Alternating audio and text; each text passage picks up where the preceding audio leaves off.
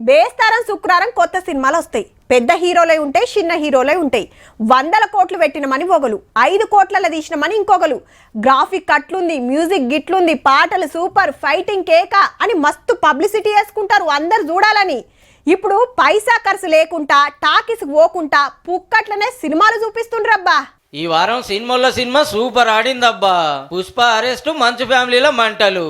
ఇక స్టోరీలోకి పోతే సంజయ్ టాకీస్ తొక్కిసలాటల అల్లు అర్జున్ అరెస్ట్ ఎవ్వల దిమ్మక్కందని ట్విస్ట్.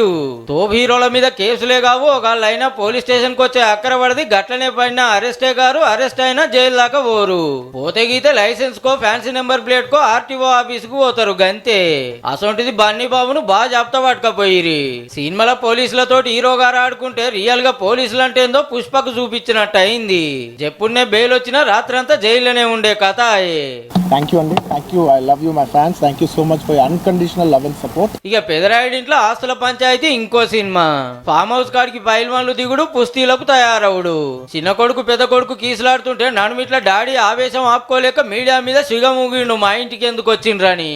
దెబ్బలు దాకిన జర్నలిస్ట్ దవకంలో పడ్డాడు, కొట్టిన మోహన్ బాబు సార్ సుధా దవకంలో షరీకాయే. ఈ ఫైటింగ్ ఏంది, ఈ కొట్టుకునుడేందని పోలీసులు నోటీసులు పంపితే అన్నదమ్ములు ఇద్దరు వచ్చి ఏడాది దాకా మళ్ళా కీసులాడమని బాండ్ రాసి గప్పుడు సలవడ్డారు. మోహన్ బాబు గారి మీద సంపబోయిందనే కేసు అయితే ముందస్తు బెయిల్ కోసం హైకోర్టుకు పోతాడు, ఉత్తదే అయింది. టీవీ టాకీస్ లో 3 రోజులు 3 షోలు బ్రహ్మాండంగా ఆడింది ఈ సినిమా సూత. మా నాన్న దేవుడు ఆయన. ఈ రోజు ఏదైతే చూస్తున్నారు మీరు, ఆయన అగ్రెషన్ అది ఆయన కాదు.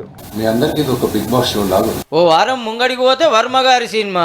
వైసీపీ పవర్లు ఉండగా ఈ పోస్ట్ పెట్టినందుకు ఇప్పుడు ఆంధ్ర నోటీసులు ఇస్తే ఆయనతో అరెస్ట్ చేస్తారేమో అని ఎటేటో తిరిగి వచ్చే.